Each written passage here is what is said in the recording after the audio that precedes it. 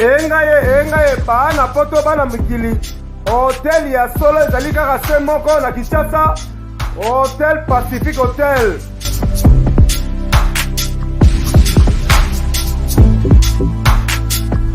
Ezali na balabala ya Kitoko Kabamba Wangata, précisément na avenue Luvungi numéro 146 na commune ya Kinshasa.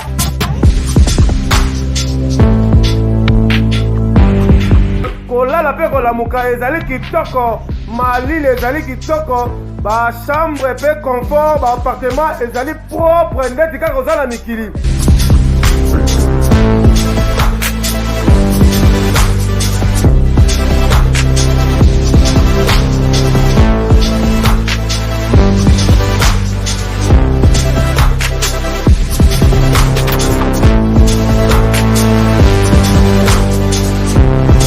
Kuna kolia cuisine africaine, cuisine européenne.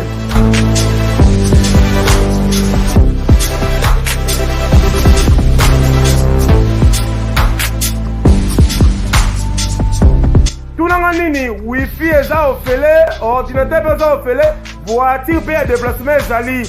Kozanga te oleka kuna, soki oleki kuna ozala jamais déçu. Bana poto bana mikili, ba homme d'affaires, place ezaka moko na Hotel Pacific Hotel. Kuna la classe est la différence. Et qui est yo?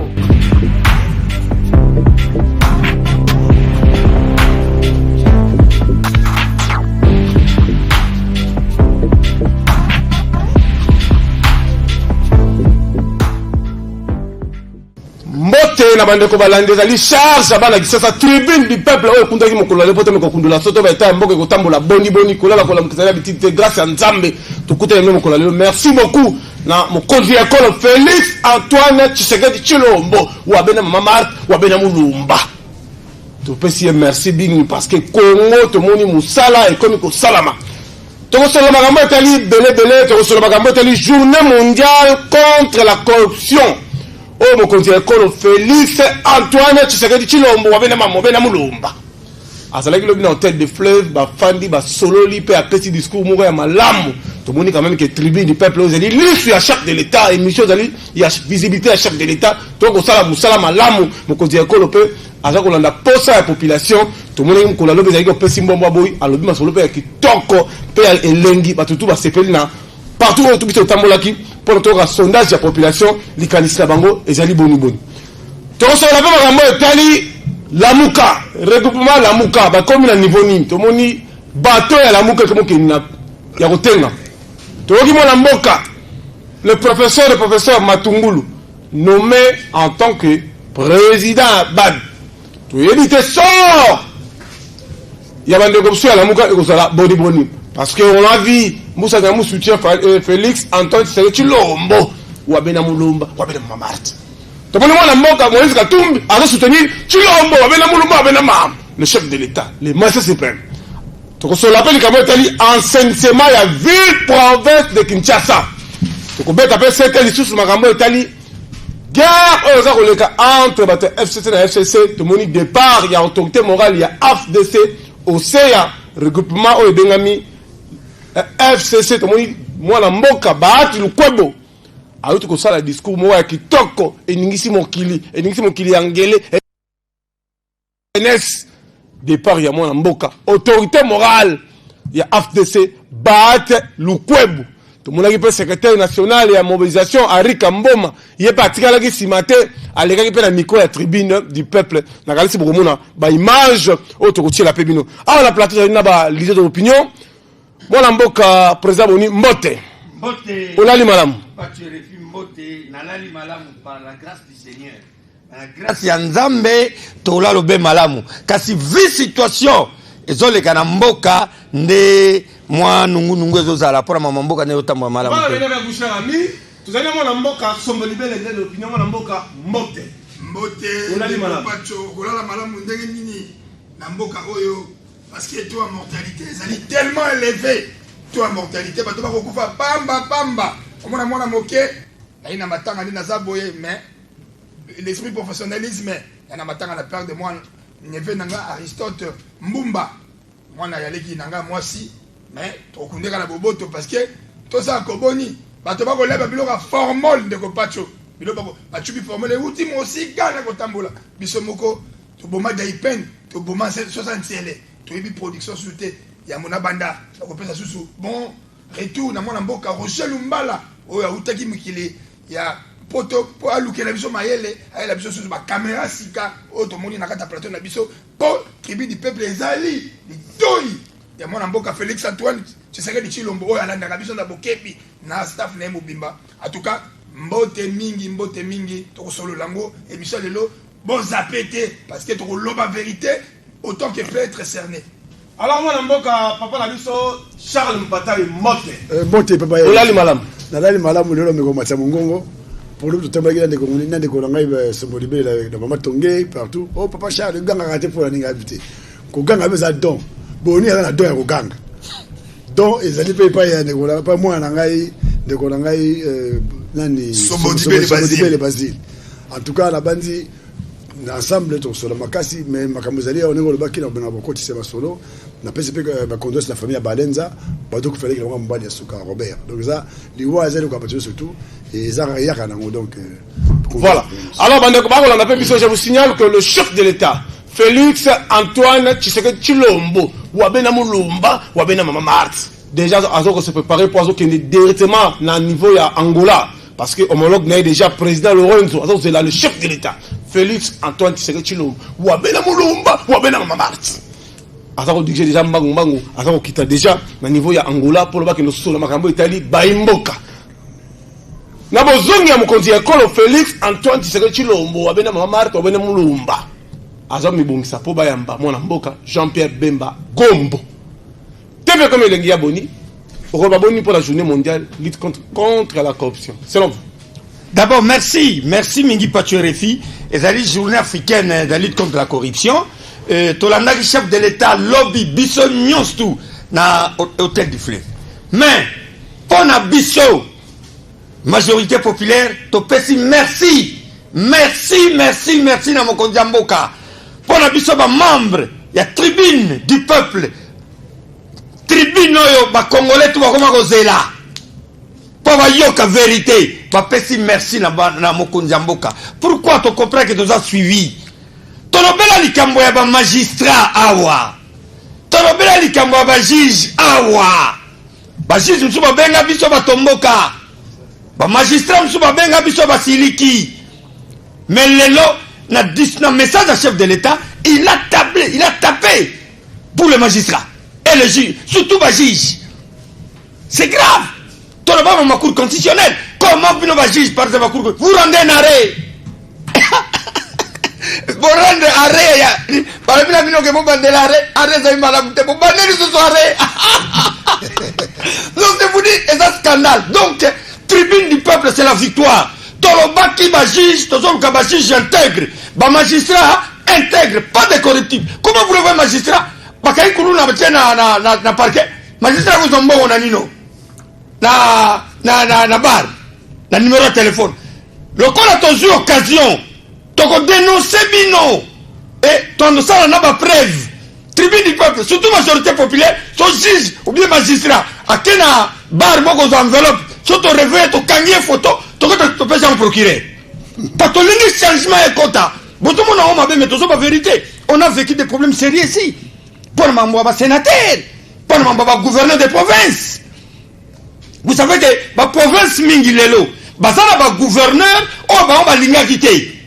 La population lingite ke elingai bangote mais du fait que ba gouvernement bazaki na moi chop par ne tamboli alekisi bango donc ça devient sérieux. Le chef de l'état a tapé sur la table, il n'y a plus de pitié et je suis très content du fait Abi, ils vont signer des accords, des traités internationaux pour chercher à récupérer des capitaux Oza Libanda partout et nous maintenant à l'intérieur. Nous devons aider les chefs de l'État. Dénoncer les corrupteurs. N'hésitez pas. Et nous attendons le tournant. Tous les autres élections, il y a président, il y a Sénat. Nous sommes en train de surveiller ça sérieusement. Si vous voulez que nous avons un mbongo à ça, pour le qui s'amouto, si vous pensez qu'un mbongo, nous allons dénoncer ça. Voilà même pourquoi le chef de l'État avait dit que c'est va revoir loi électorale sur makambo ya sénateur na makambo ya gouverneur. Vous savez que le président de la République, seul chef de l'État que nous avons, Félix Antoine Tshisekedi Tshilombo, Wabena Mamou, Wabena Mouloum. Donc le seul qui a la vision de ce pays, qui veut que le pays change. Or, fléau, il y a corruption.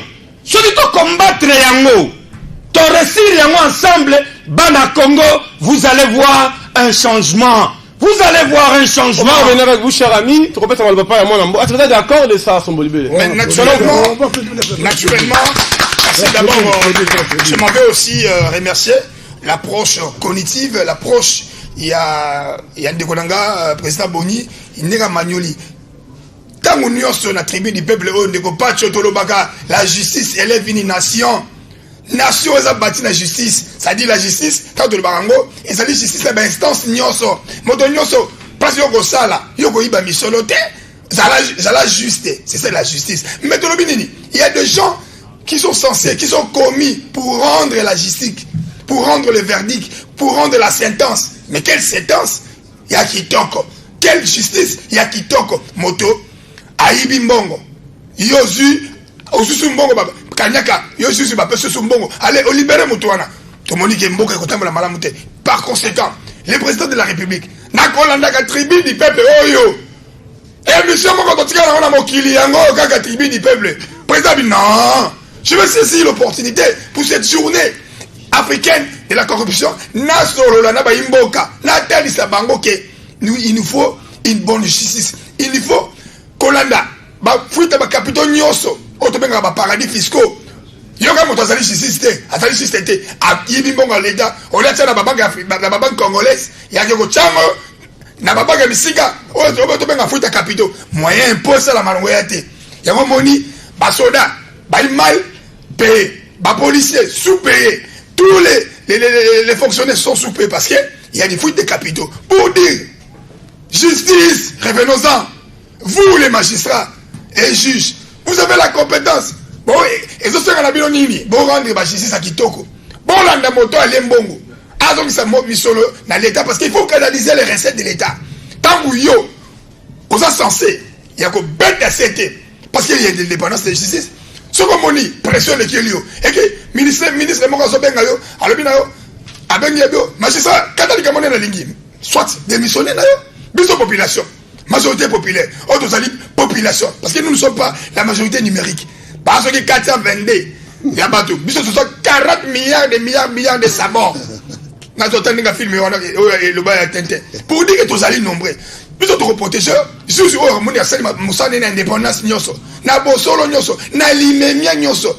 Nous avons kimia. Talambo est commis. Ça dit, nous sommes pays, 150 pays corrompus au monde. C'est grave. C'est grave. Il y a un président de la République. Il a ouvert l'œil et les bons pour dire que non. Il faut canaliser recette en boca. Oh, il y a Ibi. Il faut qu'on dénonce. Qu'on dénonce pourquoi? Parce que, avec qu'on dilapide bon à l'État. Bah, détournement. Il y a pas de deniers publics. Bah, mais c'est sûr, nous sommes là. Justice, c'est qu'on s'en appelle. Place au ça a la conscience. Ça a la conscience. Ozabiloko, Makasa ya Kwanga, Okoboka na balabala. Mais tu n'es pas juste. Justice c'est ça quand autre le baga. Justice c'est ça quand côté il y a gouvernement et ça fait biso ba gouverner. Tozala na limemia toto sap. Mibe kwa mboka. Ata to lobi bosoto. Mais toto sap mibe kwa mboka. Merci la présidente de la République ndenge akanisi ke assez de sa corruption parce que parce que la corruption a été érigée en mode de gestion. C'est-à-dire, mental na biso, yango c'est na biso civisme, mentalité na biso échanger ndeko nanga Nico, mentalité na biso il faut échanger parce que ndenge batiki biso 59 ans tout ça na mbokoni. Ba bête parce que ça administration kitoko.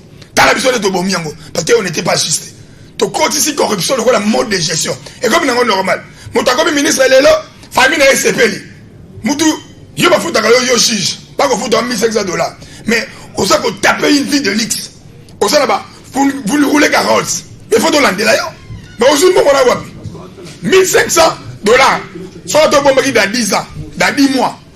Donc, il y a raté, il y a raté, et on doit revenir discrétionnaire. Tant que vous avez 400 $. Il y a un moment où on va flat. Pas si c'est bien, on va flat. De quoi pas tu? Pas quand on va immeuble, juge, aussi mon roi. Tout le monde de l'année là. Et c'est le rôle du PG. Alors, Papa Charles, qu'est-ce qu'il va dire la journée mondiale lutte contre la corruption? Parce que le chef de l'État a s'impliqué sérieusement. En tout cas, oui, bien n'engagé pas bonheur le bac, on a n'engagé sur le bas, tout le bas, n'engagé pour le bâtiment, on est tout petit titre ma beaucoup, tout petit titre parce que tout télémédic comme ma casse. Président le Bic Kamal Bosso, il faut pas revoir comme exemple à lui. Comment il y a élection, il y a un sénateur, il y a un gouverneur. Avec modèle donc et donc les Bosso est motivé et en parce que à mon avis que Batunabiso bazako qu'on se fait élire en corrompant. Et pas le biboui. Les intouchables corrupteurs. Les intouchables corrupteurs seront poursuivis et pourchassés. Les intouchables corrompus seront pourchassés et poursuivis. C'est-à-dire les lots, tous les sites de la l'université, ils ont l'école primaire, secondaire. Enseignants vont avoir un point. Les policiers vont avoir un bon dans la police. Ils vont avoir un bon dans la magistrature. Ils seront poursuivis. De deux, alors le ministre comme Tali, pour la Panama Papers, il y a des gens qui ont volé l'argent du pays. Ils ont un bon paradis fiscaux. Si on bat tout là, les gens qui ont la crise, Congo a 8 milliards. Mais les Liban a 30 milliards de tambour. Pour récupérer les bonbons surtout. Mais pour réussir en haut d'abord, il va ratifier les traités internationaux où déjà Congo a membre de l'Europe. Il faut pas signer en haut et pour faire des possibilités, il y a qu'on récupérer les bonbons. Alors la salle avait applaudi. Non, président de la République. Et l'autre chose à voilà. Alors on va revenir avec vous, cher ami, président Boni, votre proposition. Parce qu'il y a beaucoup de gens qui appellent. Hein. Quand vous appelez, il faut se lever la presse à la télévision, vous envoyez les textos, on va lire ça calmement. Selon vos propositions, le chef de l'État, il va commencer comment à frapper? Ça veut dire que déboulonner, ça veut dire qu'il est bandit déjà. Pas cher les filles. Non. Ça, je suis très bien, j'avais pris du champagne. Non. Hier, j'ai dit Seigneur, merci. Surtout quand le chef de l'État a dit les intouchables corrupteurs. Honorable, ils seront poursuivis et chassés. Non, j'ai aimé les mots. J'ai aimé les mots. Les intouchables corrupteurs. Et les intouchables corrompus. Et ils seront poursuivis et chassés. Non, ça c'est formidable. Président de la République, les Quinois, les Congolais, la majorité populaire qui vous soutient est derrière vous maintenant, à 100%. Et non la majorité numérique à autant la Batura Misapi. Oh, bah, ça sont 3, c'est quelques. Nous, la majorité populaire, nous sommes là. C'est pourquoi nous sommes 5 à Sikoyo. La population nyosu ya Congo, réveillez-vous. Bota la bakaya ba fragrance. Au moins, nous sommes 5 mbongo, magistrat ou bien, enseignant 5 mbongo, pesa mbongo, mais Luka Moyo Kangaye, photo. Au Kangaye photo, au yena mbongo, benga, le président majorité populaire, yaka to Kangaye mouton. Si on a vu un motogue de PCPG. Monsieur le procureur général de la République, les dossiers sont là maintenant. Moi, je pense que M. Pachuerefi, les choses sont claires. Si je vais revenir au mot Pachuerefi, le président de la République a dit ceci. Les intouchables corrupteurs. Bokani s'est dit que le corps est comme il a sommet. Non. Et puis en plus, il y a des gens Pachuerefi. L'argent de Mboga n'a pas si. Mais il y a des gens maintenant ici qui ont géré ce pays. Ils ont eu beaucoup de millions, des milliards de dollars. Ils ont logé. Ils ont volé. Ils ont volé l'argent de la République. Sont cachés dans des banques étrangères. Nous n'allons pas accepter ça. C'est pourquoi le chef de l'État, nous l'encourageons à signer un accord ou un traité international pour qu'on ait des moyens à récupérer Bambongwana. Nous avons raté l'argent de Mobutu à cause de ça. Nous avons raté l'argent de Mobutu à cause de ça. Bon, maintenant, c'est une grande chance avoir un chef de l'État visionnaire, avoir un chef de l'État intelligent, en la personne de Félix Antoine Tshisekedi Tshilombo. Le président de la République n'arrêtera personne. Félix Antoine Tshisekedi Tshilombo, notre chef de l'État, n'arrêtera personne. mais c'est la justice qui va arrêter les gens avec les lois de la République. Naturellement. Ce qu'on y va à l'État, Yomoko qui nous sommes mis en l'heure. Abakisaka lobi sikoyo akopesa bango mbongo ebele akotia ba moyen makasi na magistrature na justice pour ba éviter surtout tomber na ba pression ya bataliban daté. Justement pas tu es comme vient d'ajouter mon frère chef de l'État bien ko tia ba moyen na justice mais il faut de nous sika on va dans virus il y a détournement il y a corruption il y a corruption il faut que batouana ko longola bango o ba ya sikoyo président akena bango sur un séminaire ndenge nene ba gouverneur allez vous tous ici allez ministre de la justice mettez un discours après il dit ba OK na tchemino laro ce qui vous ça il faut pas on te prend on te faut à l'écart pas tu refus qui m'a demandé le président il va commencer comment mais le message est déjà là mais là c'est qu'on attend seulement que gouvernement a ebima celui gouverneur bimi allez Moussa Lasko Ebandi le chef de l'État actuellement il est aussi un peu limité travail puis à gouvernement azo sala yango soka gouvernement bimi parce que vous allez voir que makamino sou ekobo mais le ko pacho je voulais te dire ici au nom de la majorité populaire que j'ai cette opportunité de diriger tout le Congo pour te dire un grand merci pour les tribunes du peuple pour cette grande émission avec cette grande audience parce que depuis qu'on fait ba benga lobby na butu na 2h du matin na Mbujimai marche ya danze ezaki na Mbujimai pona miba ba diamant ba carré zobunga bazo futa batute mais batu bazo s'enrichir baki otika memo na bango même pas ya gouverneur pas ba calmer situation ici ben si balima mona sous comité de gestion donc chef d'État ya Hollande biso comité de gestion ya miba eza de tolongo liango banda lelo tribune du peuple longo liango de deux pour votre information avant la cité tolobali kamwe RVA awa lelo na lobano tribunal de commerce et c'est le bureau est déjà RVA Tricom. Voilà. Il va plus entrer dans son bureau le monsieur là parce que non tu dois te réjouir il faut prendre du champagne pour ça donc nous faisons un grand travail Vraiment. Votre RVA va bengi balobi président Boni même ça passe félicitations à la tribune bah c'est le bureau à DG voilà. Il n'entrera plus maintenant on va voir son cas parce que le chef de l'État va commencer la loi va frapper et nous allons récupérer tous les capitaux. La réunion se bande dans la côte en Europe, là, elle est sous terre. On va revenir Basile Sombolibele. Qu'est-ce qu'il va dire pour Lamuka? Aujourd'hui, on vient de nommer professeur Matungulu à la tête Yabad, selon vous. Voilà, la tête. Mais quand la tribune, il y a une mission, avec attention, parce que ba dirige ba ko biso kaka na nini ya tribunal ndeko Charles Lobakia tato soyema sur la Banque africaine de développement qu'il y avait pas un congolais pour défendre l'intérêt à Congo omoni rwandais ozaki wana nani na ban ozaki la so directeur azaki ko ça makamyo son intérêt à nini il nous faut lelo mutu lokola un monétariste mutu lokola un économiste à la trompe ya ndeko Matungulu parce que nous devons comprendre qu'il y a des têtes passantes de Roba Matungulu. À comprendre, il faut travailler pour Namboka. C'est le moment président de la République à comprendre les bisous. La politique, à tout moment. Masola fait qu'on fait. Nani, Omar, il y a ce politicien, il faut maintenant qu'on la terre, construire le pays. Voilà quelqu'un qui est intelligent, que le président a repris. Ah non, moi, Namboka.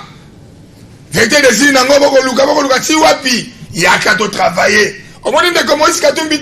Au moins de Boussanya Mousside, même des Konabiso, Nani, mon avocat, soldat du peuple, Nani, Faïlou, Madidi Alobini, assaillement lettre, condition son ambassade, comme le président va créer les mots pour dire création de notre composition pour travailler ensemble, pour faire développer Mboka. La Mouka, Zalaki, la Mouka. Et la Mouka peut passer à là. Et vous voulez pas me souvenir que la Mouka est solo. Parce qu'on a vu déjà Bemba la discours il dit que le chef de l'État, après Angola, chef Bemba Gombo. Moi je crois que c'est un financier, c'est quelqu'un qui gère bien l'aspect financier, les aspects commerciaux. Jean-Pierre Bemba, tant qu'il est là, il a avéré qu'il a la maîtrise, le chose est purement commercial. Donc, apport il y a Antonio Sanzali et vous allez vraiment bien pour Namboka. Nalbaki, tout ce qui a soit na pamba, tout Namboka. Total, la Belge, depuis parce qu'ils sont pour aller au Sénégal. Quelle ville que nous avons construite? Quelle ville? Kananga Botonga sous Kananga. Si civil sont Matsangungo, et ça, Matsangungo, il y a Belge. Tokotonga dit, Talaba terrain. Bateron, on est Mayasa, na bondo kinyoso, akoteka ninga lingi. Ateka kwa misola, aboli yango ya moko. Akoteka lupango moko 3 fois. Ole baterang, ole botonga ba ville sika. Non, ils ont des quartiers, moi, c'est une cité des beaux garçons, des belles sérénités. Quand on a ville, l'urbanisation pour t'occuper de la ville, pour t'aller l'hectare. Oasis. Oasis, non, quand on a la ville, c'est ça. T'as la lune de Copacho, tu t'en as sur le côté, tu as sur la nouvelle ville. Bon, alors, on Nigeria, par comme ça, pas tout. Bon, tu n'as pas la boumbo. Tu t'en as le boumbo à Sika, qui toko, bien urbanisé, tu t'en as ici. Kuna la Kota Maluku, tu as le Sida Sika, Babouki Koto. Tout ça que le côté d'Amboka, car ma décision. FCC, tu as la 42 postes. Côté ma décision 10 votes. Non, c'est le temps, nous devons reconstruire le pays. Donc, moi je salue la nomination. Il y a mon Amboka Matungulu parce que c'est vraiment quelqu'un, il y a très beaucoup d'intelligence bien, mais tu as dit que, monsieur Beko Totale, tu as dit monsieur Niconae, à quel coup la bête pour la famille, à quel coup la pour servir Mboka, à faire des biso, parce que ma projet bien, ma projet bien pour le développement Mboka. Bamboka belé, les alliés me vont enclaver. Bamboka belé, et ça c'est tolo na biloko malamu, tolo na biloko to lié ça, autosuffisance, to lié sa population. Merci. La nomination de Konabisho. Charles, qu'est-ce qu'il va dire pour la nomination? Il y a le professeur Matungulu. En tout cas, merci beaucoup. Au moins, il y a un Basile le Bassiko. Dernièrement, quand on a débattu le dossier à Pont-Rail, Brazzaville, na pont en eau profonde de la banane. Au bas de ça, on peut s'accorder. Non. Il n'y a pas un Congolais dans le sillage, il y a BAD qui a de l'intelligence, qui a de la crème pour défendre le pays. Nous sommes dans les petites choses, les gens sont distraits. Moi j'ai l'occasion de faire UNESCO, tout ça, mais au coup de Congolais, il y a ma casse de responsabilité. Au Kenya, au coup de 11 commissions. Mais dans 11 commissions, les Congolais vont faire. Au commission, alors que vous avez la voie de liberté, la commission. Les deux autres commissions là, projet de Kenya. Donc on est pour ça, Matungulu, c'est l'intelligence. Il faut qu'il puisse revendiquer. Chef de l'État, je prends congé de vous. Pour l'instant, parlons pays, parlons l'avenir. Donc, à qui vous défendre l'intérêt en Moka? Soit contre le gouvernement ou contre le gouvernement, il n'y a pas que le gouvernement où on peut servir. Ma bête, c'est Congolais en Moka. Parce que vous direz que c'est le gouvernement. Or, il y a des bandes, tout ça a besoin d'attaché culturel, tout ça a besoin d'attaché militaire, de valeurs. Tout ça a besoin, il y a une européenne, il y a représenter Congo, on a 4 en Europe. Mais tout ça, l'Union européenne, on a commerçants, commerçants, camarades, c'était une crème pour la République. Le président a bien réfléchi. Parce que la fois passée, le président Bagiboué, à la question de l'Assemblée nationale, sa commission de finances dans l'opposition. Le budget, va contrôler le gouvernement. Parce que la fois passée, on disait que l'opposition n'était pas utilisée parce que mais la gestion. Quand la gestion est ratée, il y a la société. Mais dans le Parlement, dans la commission, par exemple, il y a la défense, il y a la sécurité. On dénonce, puis on l'a mis nous allons obéir dans le mot d'ordre et autorité morale. Quand on veut sanctionner le ministre, non. En tout cas, c'est une bonne chose. Matungulu le mérite. Pour la Mouka, bon, déjà, Moussa ça a traversé. Peut-être fallu les morts, tu as fait ça avec les bossos. Tu as fait ça avec les bossos déjà. À combien de cas, on va poste, on va créer les bords, ils ont comme non, voilà. On va revenir avec. Alors, président, qu'est-ce qu'il va dire aujourd'hui pour la Mouka, la nomination des professeurs Matungulu? D'abord, je voulais féliciter d'abord le chef de l'État. Ouais. Vraiment, excellent, monsieur le président, félicitations pour avoir pensé à un digne fils de ce pays, oui. à niveau à professeur Matungulu. Donc ça, c'est un grand. C'est un crème pour la République. Donc, et les gens croient que pour sauver le pays, il faut être ministre, il faut être PDG. Non. Et nous avons besoin maintenant de Congolais dans l'instance internationale, nous pour que la voix du Congo soit écoutée. Et on était bloqué à cause de ça. Voix d'Abisso Libanda et Zala quitté. Et maintenant, le président de la République a compris. Bon, partout, si Koyo, Nayemo déjà, deuxième vice-président. Il y a Oya, deuxième vice-président, rien ne peut se passer, ça y est. Donc bon on va contre Congo ibinga akwa arrangeant. Et puis tozui bad. Mutonzo comme na kati. Allez, na nino tozana mushebe quoi. Na bloco il y a droits humains. Allez, Marie Angélique, nous devons comprendre ba institution nyosu. Mais le quoi contre la institution financière, c'est très important. La Fonds monétaire international, Tortina Mutu, na nini suzo ni Banque mondiale. Pas toi Kende, donc on sera maintenant presque partout. Il faut des gens qui peuvent défendre le pays. Comme la biso, nous sommes le pays francophone au monde. Et maintenant, francophonie est dirigée par un anglophone. Voilà. Le Rwandais là. La Rwandaise là. C'est pas normal. Or que les Congos, nous sommes premier pays francophone en Afrique. Oui. Après Canada. De Mboka, après Canada, Mboka, il y a un dirigeant, on a un anglophone. C'est parce qu'on n'avait pas de gens pour se battre dans la réunion. Monsieur le Président de la République, merci pour la vision. Le tribune du peuple vous remercie pour avoir nous écouté. Et la majorité populaire vous promet encore. Et second soutien encore. Soutien du peuple. Le peuple est toujours là derrière vous pour cette vision. Dans Matungulu, vraiment bonne chance chez René. Bon travail pour l'intérêt du pays. Ah, les cas de la Mouka, non. Papa, il n'y a plus de match. Là, il n'y a plus de débat, il n'y a plus de match. Donc, ils ont compris que combat n'est pas comme le président a tendu la main. Moi, ma bateau a tendu ma boca et bino tout boito bongisa, mboka. Matungulu a compris. Et d'ailleurs, Fayou l'avait déjà compris. Ouais. Et Moïse a compris. Bemba aussi, j'ai suivi son discours à Gemena. Donc, il n'y a plus rien là-bas. Ezali kama mboka, eza critique te. Eza koloba mabete, ezali kama mboka na biso. To sengi bana Congo nyonso tout. Sangana autour de Félix Tshisekedi Antoine Tshilombo pour l'intérêt en beaucoup. Voilà. Alors, bandeko ba otala biso belé mais to betana lisolo ya aussi à FCC et petit pito parle. Tout la mukabo to moni deuxième force aussi à majorité. Dalingina me kana bo me ko expliquer FCC est un parti politique ou bien un regroupement. Papa Charles. FCC ezali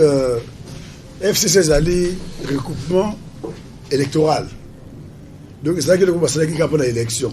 Nous avons la Mouka. C'est une plateforme électorale.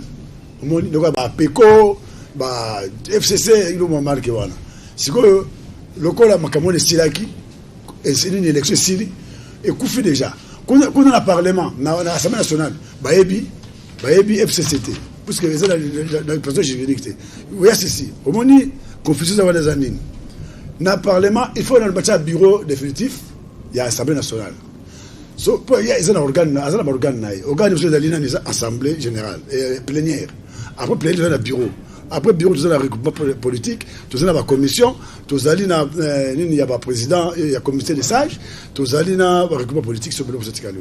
Mais jusque-là, dans nos configurations, il y a parlé, il y a assemblée, dans nos pimités. Donc, il y a un monsieur qui va la guerre. Président, il y a un sénateur à vie, notre frère Kabila. Azali président de la PPRD. Mais autorité morale de la FCC. Moi, je fais la confusion. Il y a le président, il y a FCC, il y a FDC. Et puis, autorité morale, il y a. Donc, à ce moment-là, comment il y a ordre de Kabila. Kabila a ordre de Kabila, il y a un titre de mon coup. Il y a ordre de mais, Kabila a dit Tambo Mwamba, a tiré candidat dans le Sénat. Or, Tambo Mwamba, il n'y a même pas membre de parti politique. Azali, indépendant. Vous comprenez? Alors, comment Nazali force il y a FCC. Comment le capitaine Moutou a même pas la poids politique au Tindaye dans le Sénat où nous avons dauphin constitutionnel chef de l'État. Non, il faut la Bissomo FCC, en cas de ceci, tout qui veut le pouvoir. Tant que vous allez indépendant, bon, ça c'est pour expliquer seulement, on va aller en profondeur sur le dossier. Voilà. Alors, moi, Lamboka Sombolibele, aujourd'hui, le Kwebo a eu courage à moi de quitter la plateforme regroupement FCC, a préféré les indépendants. Est-ce que Azo Kendever cache pour soutenir Fachi bien comment? Parce qu'on est dans les réseaux sociaux, Azo en communion avec Vital Kamerhe. Déjà, Parlement, soit du Sénat, et ça temple la démocratie. Par contre, ça n'a jamais la pensée unique. Il y a la France en marche, il y a Ndeko Macron. Bazaki ma majorité mais basaki alliance na bango na Bayrou ça na elo ne morobo mais et empêcher quitter bango étant majoritaire étant en coalition avec Bayrou que Bayrou moto na moko député moko pe akende pe appelle ça combo na la présidence il y a parlement français. Donc pour dire quoi, on a avec ango bandeko ya FCC surtout ba perdre ba gourmand a divité la cause na lingala. Boni ba kuwa nyoso bebino ça dit même culture politique ou culture tala bango kaka na parlement ba c'est une culture démocratique aussi un parlement ndeko caméré parlement nzulu be ba ba so baby sengo élection mona mboka Thomas Lokondo ayawe bazo banga babi ako composer ba to banani ba récapitulateur la bango FCC ba ko sarande ba bagi que tout ça dit ba na entorse à la démocratie parce qu'il a même rythme ndeko na biso baati quand même la politique a des concessions a des compromissions ça dit tant bien bozu oyo bozu parlement boye cap na subo yende ko Kabila état d'autorité morale. Il n'a pas des injonctions à donner à Nîmes. Il doit pas se comporter comme un président de la République. Et puis, quand il a habité, Mikolo, Batamaye, Basakuna, Kobanga Banga, Kotamana Banzela, on n'est pas dans n'a pas compris la montée. Parce que même l'entité politique FCC, et normalement, ceux qui sont dans la commission honnête, et dans la recouvrement politique, mais il faut pas dans le siège là-bas. Soit, par contre, pour un siège à partir, il doit pas aller. Tabou. Sarkozy a le pouvoir. Est-ce que Batou a IMP parce qu'il n'est pas Sarkozy? Non. Faisons la démocratie, faisons ça bien. Faisons la politique, mais faisons ça bien. Mais non, nous devons tout privé. Parce que FCC, attends, tu as entité politique. Attends, tu as un recouvrement politique. Mais il faut passer la place na bango ou passer à la réunion. Et non, par contre, on a bis, par contre, on a bis. Mal on a bis, on a bis. Bilo ba mikolo, mais pourquoi tu as bis, pourquoi pas autorité morale, non? D'abord, nous avons défini l'autorité morale. Autorité morale, c'est quoi? C'est quelqu'un qui n'est même pas à la gestion quotidienne d'une chose. C'est-à-dire, dans un débat comme ça, il n'est pas là. Il y a un problème dans la dérive. C'est-à-dire, nous devons gérer à match en c'est-à-dire, l'autorité morale, c'est quelqu'un qui n'est pas en face de la réalité. Il y a un débat, il y a la réalité. Il y a un concept d'autorité morale, c'est un concept de ma baie. Pas de l'oukwebo. C'est quelqu'un qui a pesé quand même dans la politique. C'est une force. Il faut se faire un des ministères. Même dans l'instance, il y a l'institution du pays. Il doit aussi gérer. Le conseil, non. Non, c'est un professeur d'université, des universités plutôt. Non, je suis quand même un intelligent. Comment par exemple, mais ça bradage intellectuel parce que mutu yeba na normal la cravate na tongo OK zubi OK ba oya ba chip na bino botelemi bo zubis na ilo ko sali entité na bino nyonso il nous faut la FCC ba débat mais c'est Kabila c'est pas ça mais c'est Kabila non c'est comme ça oui qui a raison mais est-ce que pas ça la ba débat bon parce que c'est pas quoi dans la bateau na da bis mais moral ba comme le bis pas l'esprit la bis pas la bis pour raisonner. Mais comme il a compris. Il a compris la quintessence, il y a chose. Abi, nous allons aller à la démocratie. Nous allons comme Olanga. Parce que nous sommes une force politique. Il y a Zali Moutoyo, Nakate Mankamona Zali innocent. Comment on va remplacer Mouto Zali image ya Mboka? Parce que président de Yassina Zali Mouto Zali quoi? Deuxième personnalité. En cas d'empêchement de Kofachi. En cas de maladie, Makassi. Il y a une président de la République. En attendant qu'il y ait organisé par l'élection. Il faut au channel. Il faut au Mouto à notre propre. En intégrité morale qui toko. Ndeko na biso. Tu as dit qu'à Ménassa, ils sont pas journalistes. À Ménassa, juge. Juge, il y a un ministre de la Bango. Mais à ce moment-là, nous n'avons pas une chose à tout moment. En tout cas, faisons les choses bien. Nous, la majorité populaire, nous avons la tribu, tous soutenir de rebattre le Kwebo. Vous êtes un brave. Alors, merci à Daniela Kamonia, merci à Wadeni Moulamba, à quelque part. Merci beaucoup à Harry Kamboma, le grand crocodile, aussi chargé à mobilisation, secrétaire national, il y a FCC. Alors, mon amboka président Boni, qu'est-ce qu'il va dire aujourd'hui? FCC et Barat Lukwebo en guerre. Aujourd'hui, courage à mon balle de dire que non à la colonisation. Moi, je continue visionnaire. D'abord, Pacho, merci beaucoup. Et puis, nous avons félicité Makassi, son excellence Bahati Lukwebo. l'indépendance de l'esprit, c'est ça énorme. Non, waza mutu, bakino, biso de majorité populaire te promettre un soutien. Mobala zakandenge wana. Parce qu'on ne peut pas accepter. Il a beaucoup contribué à la majorité. Le pouvoir est en place. Parce que il a contribué. Contribution a été à Soukaga ministre. Sikoyo, na Souka, au conseil de ministre d'État. Si on ministre d'État, Nyosu, Bazana Nanite, Bana ba viste. Mais il y a des raquettes à plat, parce que les vice, on peut mourir à réseau. C'est grave. Donc, tu as compris. Maintenant, il y a un partage. Non, me donner l'Assemblée nationale. Ou bien me donner la primature. Papa, Bino pays. La FCC Sango. Donc, j'ai compris que la FCC, il n'y a pas de débat. Tout ce que le président, le sénateur a dit, tout le monde applaudit. Non, c'est pas ça un regroupement. Mes amis du FCC, dans un regroupement, il y a un débat politique. Il y a un débat, on doit discuter sur la gestion de la République. Quand on parle de Tambwe Mamba est indépendant. C'est René Aza indépendant. Mais qu'est-ce qu'il a apporté na kati ya FCC? Il a apporté quoi? Il a apporté 13 sénateurs. Députés, n'en parlons pas. Députés provinciaux, n'en parlons pas. Il a même des assemblées provinciaux. Mouto gagné Kyungu na Katanga. Mouto na oui. Il a des vice-gouverneurs. Il a presque partout. Un pro politique à modèle Luana. Bon, réduire rien. Na Mouto na pro politique. Quelqu'un qui n'apporte rien, n'a rien de structure FCC. Oh, puisqu'il est indépendant. Oh, c'est une personnalité. Donc, non. Pas tu es le fils dans un regroupement, c'est l'épreuve de force.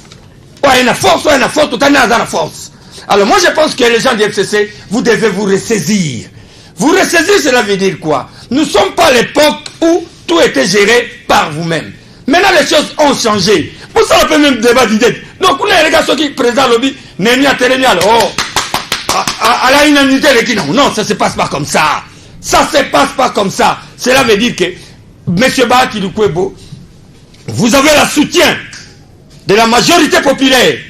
Et tous les Kinois vous soutiennent. Les gens qui veulent le changement vous soutiennent.